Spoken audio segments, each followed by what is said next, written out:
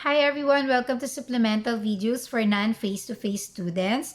This video will guide you and will help you and enlighten you on what to do on your performance task. So here's the thing. Your face-to-face classmates will do the activity in class. But because you chose to do it at home, so the directions is here. No? First is you have to find a group mate, maximum to 3 members.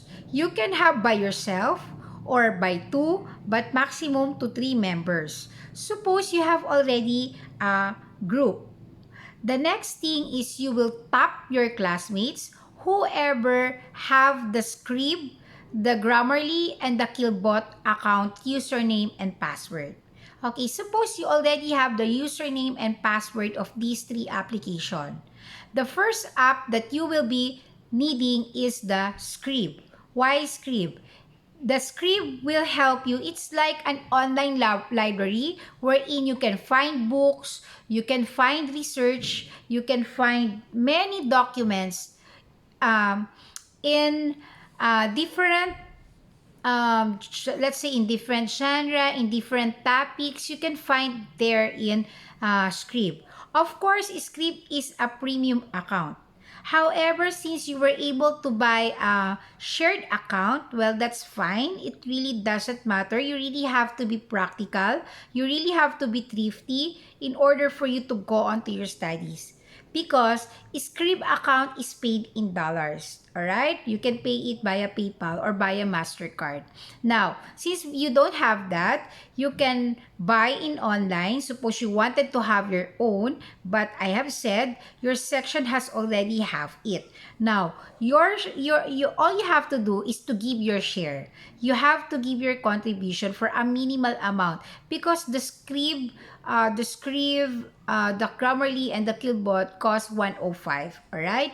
That 105 is divided into a group. Well, maybe one of you give 5, the other one give 10. As long as the 105 or 105 is already completed and already by, then no more a problem. All you have to do is to ask your classmates to please allow you to give you or to be shared with you the username and password. Suppose you already have the username and password of Scrib.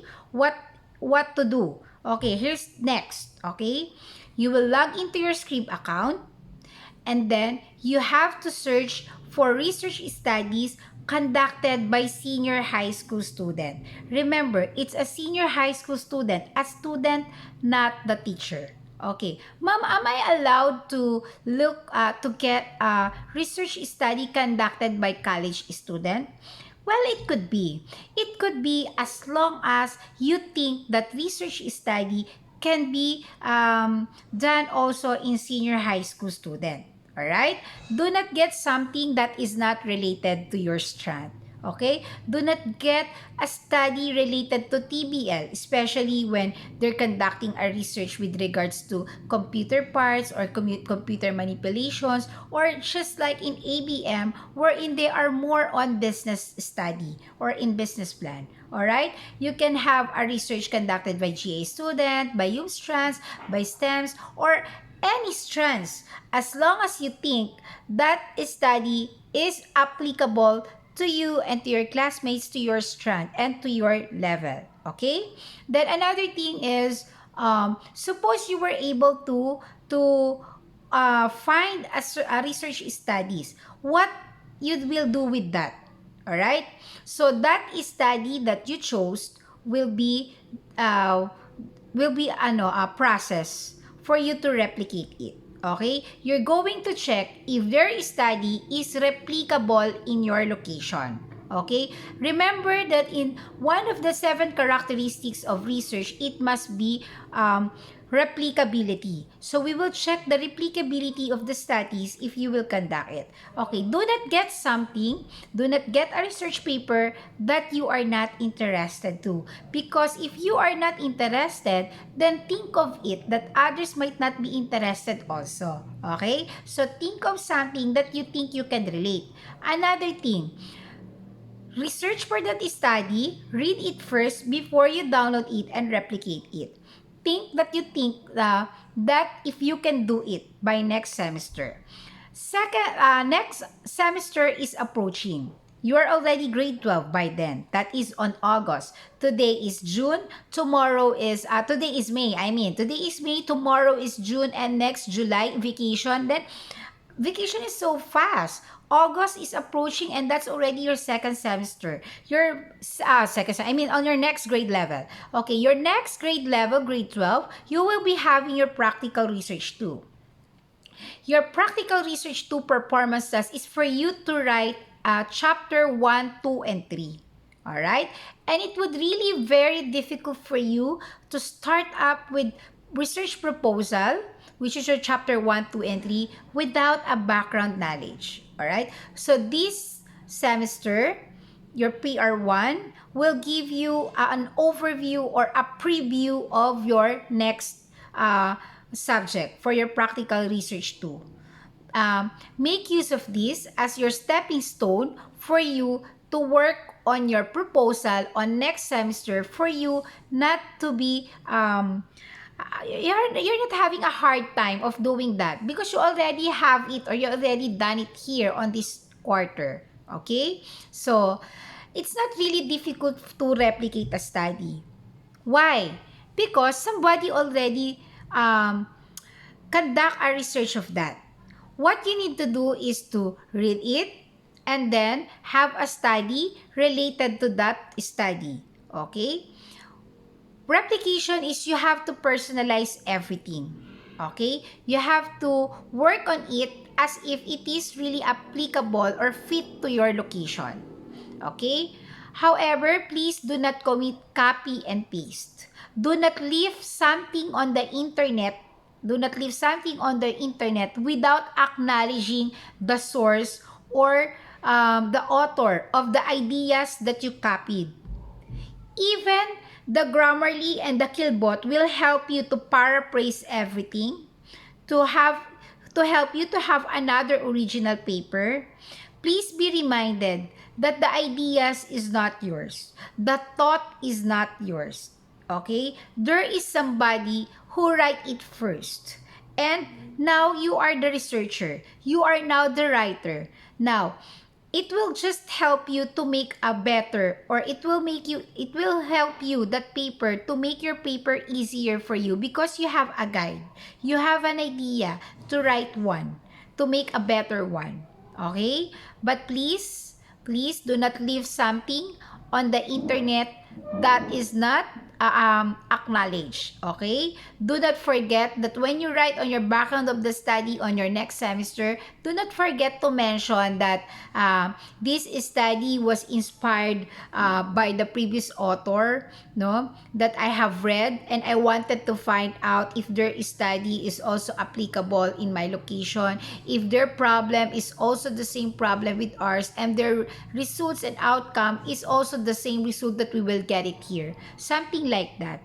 And you know what, guys, as I'm always telling and saying to you, no, mentioning of the previous author, the researcher, will give weight to your studies. Magbibigay diin, magbibigay timbang na mahalaga yung study mo. You know why? It's because there's already somebody who already studied in other place. And now you are here in this place and you wanted to find out if their study is applicable in this location.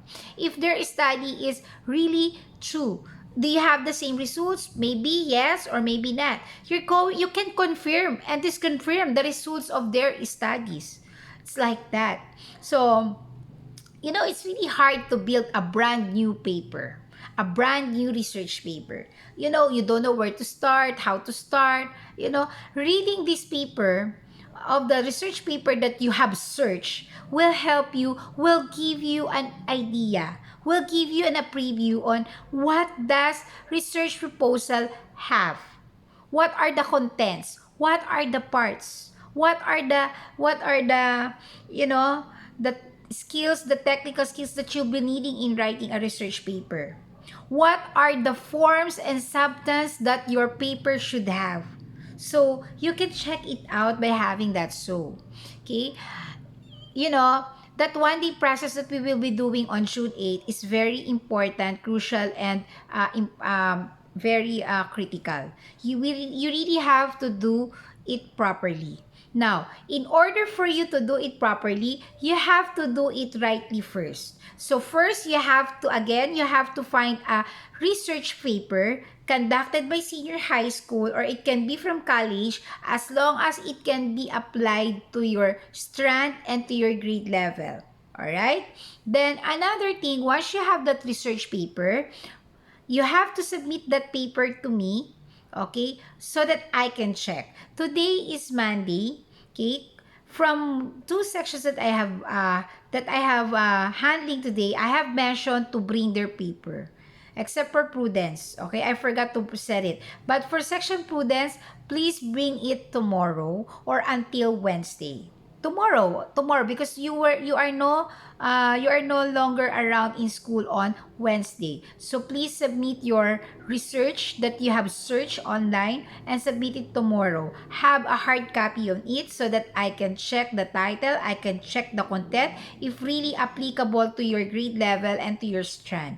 Okay? Once it is approved, then you can work on it on June 8th, no? Then, suppose I have already approved your title. For those who are non-face-to-face, meaning to say, you have to go to school. You have to see me and submit your research paper, whether by yourself, by 2 or by 3, but maximum to 3 members of the group, so that I can check if that paper is okay. Now, suppose you already have that paper. On June 8, what we gonna do with that paper that is already approved that can be replicated? On June 8, we will process it. Once your paper is approved, by the way, okay, you can check, you can change everything that is not yours, okay, because you're going to adapt it in our school, so you have to adapt everything in our school, okay. You have to visit me non-face-to-face student so I can show it to you and demo it to you in actual. Okay, you can see me from 9:30 to 11:30. Okay, I have class at 12 o'clock. Allow me to have a break from 11:30 to 12 o'clock. I also need to eat. Okay, then in the afternoon, you can have me at 3 p.m. to 5 p.m. Okay, so you can have your consultation on how to do that. We will process it. I will help you. You just need to see me, because it's really hard to work on a paper in just a video. I really have to point it out and tell you on this and this and this and that. Okay, change it and this or this and that. And then once you have done that, suppose everything is already changed, everything is already done, no? Next step is you're going to save it on a Word document. And then you're going to copy everything and then log into your Grammarly account. Once you already log into Grammarly account, whatever paper is there that you copied, paste it everything to Grammarly. The Grammarly will suggest words. The Grammarly will do the paraphrasing for you. Okay? It's not hard for you to do it. Okay? Then the Grammarly will ask you, is it formal or informal? Of course, you will choose formal because we are in the academe. The Grammarly will ask you if you want it to be in a business, you want it to be sound like education or in entertainment or in blogging. It depends. Of course, because we are still in education, then you have to choose education. And then once you are satisfied with that, okay, you're just going to click it and the Grammarly will do the paraphrasing for you. But before you do that, once you copied the document and paste it to Grammarly, the Grammarly will tell you how many words, how many sentences, and paragraphs you plagiarize. Because remember that this is not yours. This paper has its honor. And you know, whatever things that you copied and paste on the Grammarly will tell you from what website you copied it. And you will really have a lot of red tags, red color of letters. The Grammarly will tell you how many words, paragraphs, and sentences you plagiarize. It will give you a percentage. Your goal is to reach at least 20% plagiarism, but not more than 20. If you can reach 100%, then that's perfect. That's really very good, no? Because you already clean everything. But remember that even there's no more plagiarism that you committed. Remember that the ideas and thoughts is not yours. That there is somebody over there who write it first. That you have to acknowledge and give thanks. That you have that this time you really wanted to conduct a study and check it out, whatever the results that you will gain it from here, from their studies. And so you can compare if the results in their study in their location and the results of your study in your location have the same result. Are you going to confirm the result is the same, or you're going to disconfirm their study? So it's something like that, okay? So after it gives you an overview of how many words that, or paragraphs or sentences that you have plagiarized, okay, you have to screenshot it. If you're using a laptop, please print screen everything. Use FN print screen so that it can picture or screenshot whatever it is in your monitor. And then save it to your Word document. So Word, and then save and then print. You will submit the original result of your plagiarism scan. Okay? Again, you will submit the original plagiarism score scan to me, and then that's the first, okay? And then next is, once you have done the result, you have the result of how many words that you did plagiarize, and then you're going to paraphrase everything. That's the time for you to click formal, informal, accept the paraphrase that Grammarly is suggesting to you, and then you already chose between education, tone of writing. Okay, suppose you have done that, no? And then you will click, and then lalabas again, no? The plagiarism result will also come out. Okay, once it will come out, please screenshot again. I want to see how many words that still plagiarized. Oh, by the way, do not submit a plagiarism result that is more than 20. Meaning to say, you can submit your second plagiarism result below 20% or perfectly 100%. Okay, in Grammarly. Alright? So, actually, Grammarly will do and will suffice enough. However, because I want you to have a clear, a very good paraphrasing, no? Dakilbot will help you. Okay? Whatever things that you have resulted in your Grammarly, the things that it was paraphrased and changed everything, copy it and then paste it to Word document and save it. Save it to your pad. And then open Killbot. Once you open Killbot, you are already logged into Killbot. Repeat everything. Okay? Paste it to Killbot and then check it, scan the plagiarism, check how many percentage do you have plagiarism. Is it already 100% or 20%, or maybe there's more that the Killbot can filter in your paper. The Killbot can still detect. No, we don't know. Only the application will tell us. Okay? Maybe you want to experiment. Maybe you want to run it first to Killbot and then later run it to Grammarly. It's okay. Whether you run it first to Grammarly to Killbot or from Killbot to Grammarly vice versa, it's okay. It really doesn't matter. That's fine with me. As long as the document is run with these two applications. And that's the thing that I can assure that there's no more plagiarism that you can commit. Okay? Because we don't want to commit plagiarism here. Okay? You have to replicate a study, but you have to paraphrase it also. Okay? So you have to change everything and anything. But again, always remember that the original ideas, thoughts, and wisdom is not coming from yours. It's not like that, ting! Lumabas sa utak ko, naisip ko to, and then I wanted to write it down, and that's mine. No, we don't like that. We want to have something that is credible, that is honest, that is trustworthy, and can depend on, and something reliable. Do you know, class? research paper is reliable if that paper the result of that research have the same result in your study. Because the result of them and the result yours is the same, then that's the thing that we can say that the result is really reliable because it's all is the same. You can have doubt if the result and your result is totally different. You can question that, why is it like that? The result is different with my result. Then maybe you want to repeat your test, or maybe you can tell that if you don't want to repeat it too, you can set that to your study, and maybe another writer that who would like to replicate your study will have a curiosity.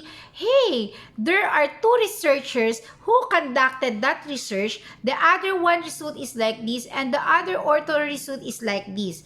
What is mine if I will conduct this research? And well, the history is next. It depends to the next researcher. I hope you get my point. Anyway, this is a video. You can rewind, replay everything. You can fast forward. You can slow down. You can do it fastly. At least you can always go back for your procedure to your direction. Alright? So, again, to have a recap on what to do, first, you should have a scribe, killbot, and Grammarly. Once you have the three, okay, open scribe, look for research conducted by senior high school, all right, and for you to replicate. Okay, how to replicate? It must be in actual.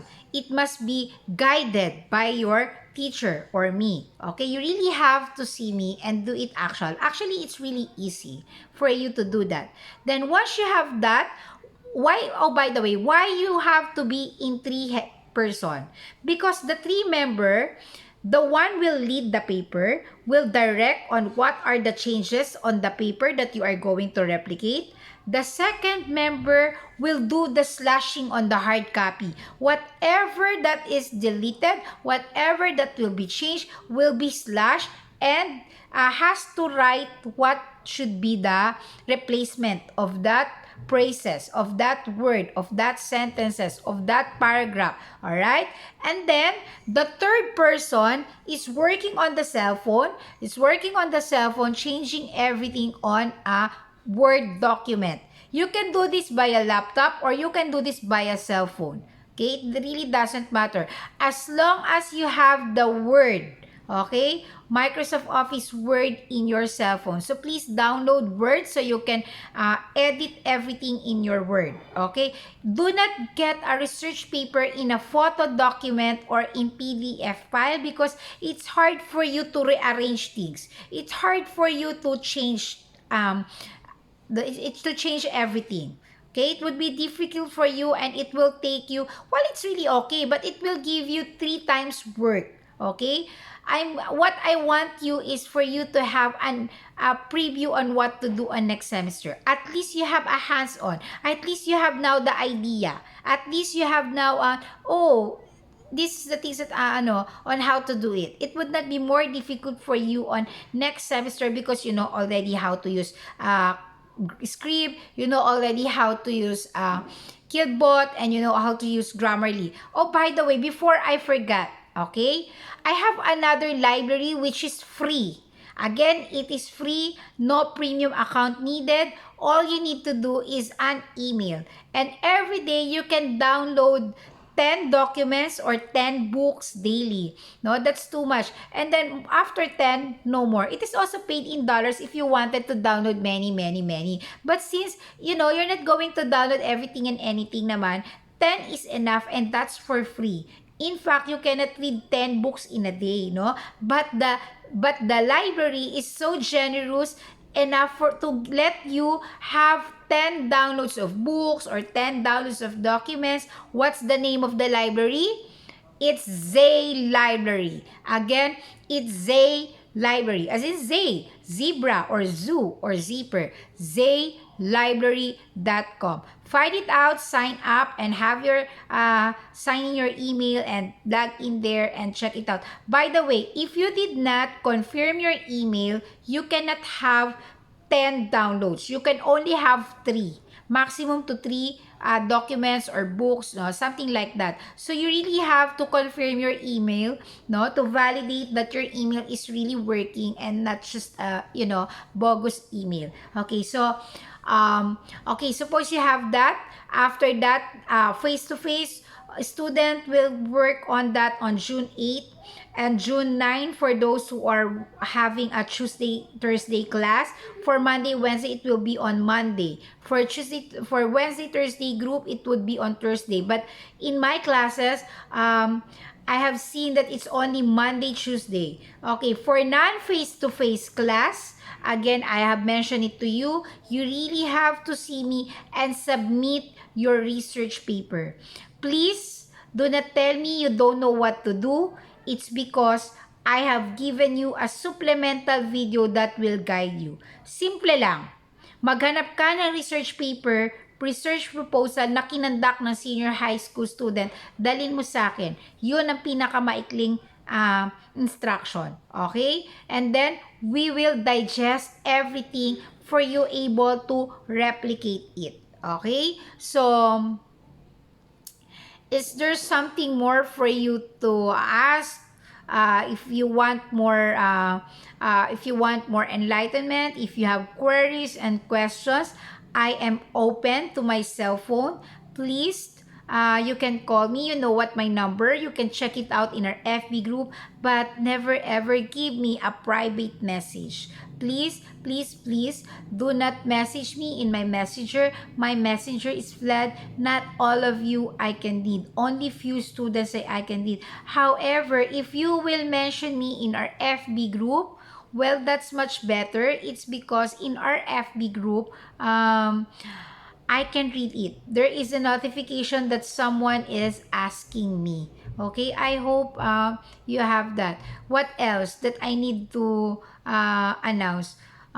Okay, written performance. Okay, please don't forget to have your summative test for this quarter. Do not forget to take your written examination because you only have two requirements. One is the written performance and the other one is your performance task. Written performance is for your written examination, and then for your performance test is for you to replicate a study and run it to Killbot and Grammarly. Okay, what you need to submit?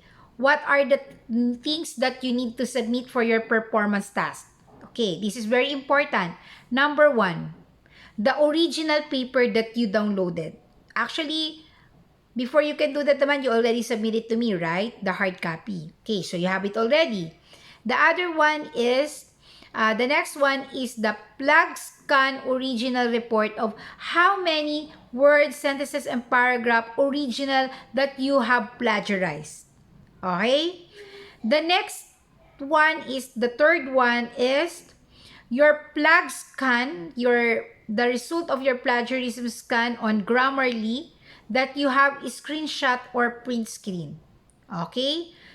Copy it and save it to Word and then print. You will submit the result to me. Okay? You will submit the result to me. Then number 4 is the result of your plagiarism scan in Killbot. Okay?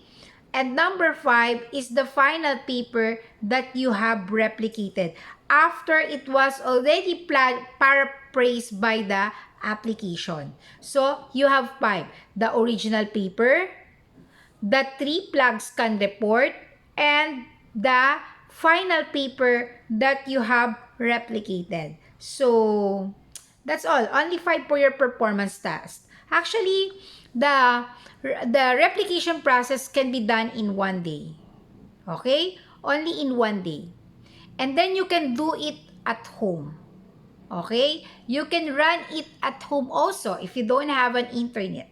I hope you will come on June 8th with at least a load for you to run. You don't need to have an individual load. At least one of the members of the group has a load. Okay? And then, the final 5 requirements, the original paper, the 3 plug scan report, and the final paper that you have replicated, already paraphrased, will be submitted on June 22. Again, June 22, No more, no less. Okay? Maximum to June 22. Why on June 22? It's because it's almost the end of the semester. Okay? Because the end year will be on July 4, I guess, July 3, 4, 5. July 5 is the graduation of the grade 12. So, you are grade 11, you are ahead of time. Alright? So I hope nobody will fail. Nobody will not able to submit. All of you can submit. Please find time to complete all your requirements, no? Not only in my subject but to all your subjects so that you will not receive a no grade. Okay? I want you to have complete grade in my subject. So that's all. Thank you. I hope this is a supplemental video on what to do. I hope you listen very well. You comprehend everything. If it's hard for you to understand, please replay, rewind. If I am fast, do it. You can replay, rewind slowly. If you can't understand me because it's in English language, no, you can call me. Okay, on my number, which is posted already in your FB group. If you have queries, questions, and everything that you want to tell me with regards to our subject, no, please do not hesitate to call me. And on what time? Please manage your call session during from 8 a.m.